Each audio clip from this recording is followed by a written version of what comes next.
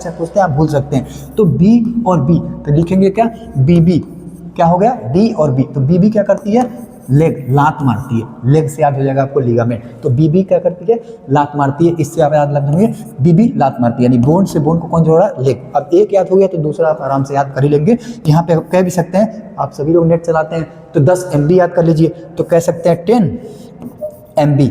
10 का मतलब याद करेंगे हम टेंडन से, टेंडन, इसको कह रहे हैं 10, M को, ये हो गया हमारा M और ये हो गया B, यानी कि मसल को बोन से कौन जोड़ रहा है, तो टेंडन।